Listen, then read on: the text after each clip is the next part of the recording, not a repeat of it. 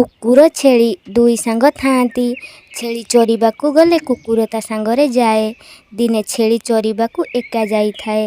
ଚରିବା ବେଳେ ତାକୁ ଗୋଟେ ବିଲୁଆ ଦେଖିଲା ଆଉ କହିଲା, ଆରେ ଆରେ ଏଇ ସୁନ୍ଦରିଆ ଛେଳିଟା କୋଉଠି ଥିଲା?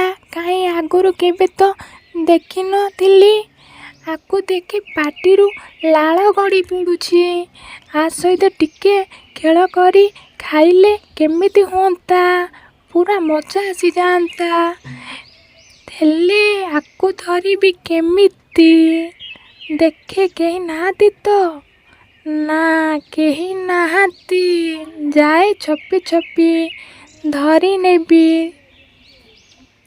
ସେଉଠୁ ବିଲୁଆ ଛପି ଛପି ଛେଳିକୁ ପଛଆଡ଼ୁ ଧରି ନେଲା।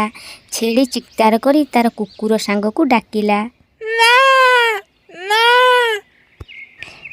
ଟପି, ଦୌଡ଼ି ଆସେ। ଏ ଝାଡ଼ା ବସା ବିଲୁଆ ମୋତେ ଧରି ପକେଇଲା।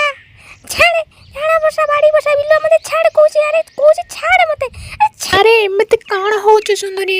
ମୁଁ ତ ତୋ ସହିତ ଟିକେ ଖେଳ କରିବାକୁ ଚାହୁଁଛି। ତୁ ଖାଲି ଛିଟକୁଛୁ। ଛାଡ଼େ ଛାଡ଼େ ମୋତେ। ଟପି ବଞ୍ଚା ବଞ୍ଚା।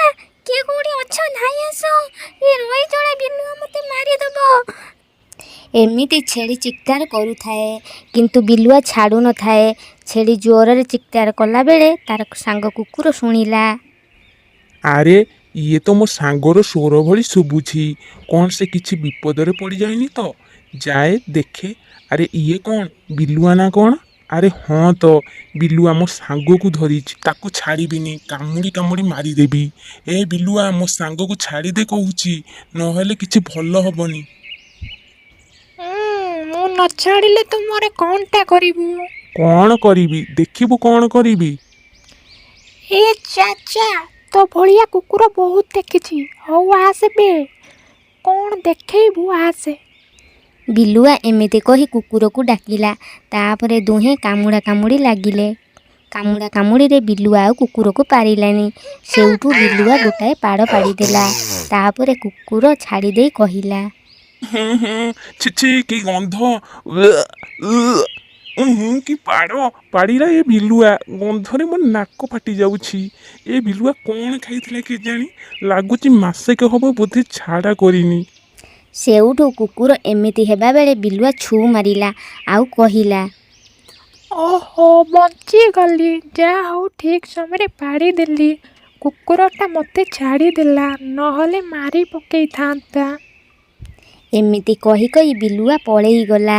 ତାପରେ ଛେଳି କୁକୁରକୁ କହିଲା, ଧନ୍ୟବାଦ ସାଙ୍ଗ। ତୁ ନ ଆସିଥିଲେ ଆଜି ମୋର ଯେ କ'ଣ ହୋଇଥାନ୍ତା। ତୁ ତ ତୋ ସାଥେ ମୋତେ ନେଇକି ଆସୁ ଚରିବାକୁ। ଆଜି ଏକଲା କେମିତି ଆସିଥିଲୁ?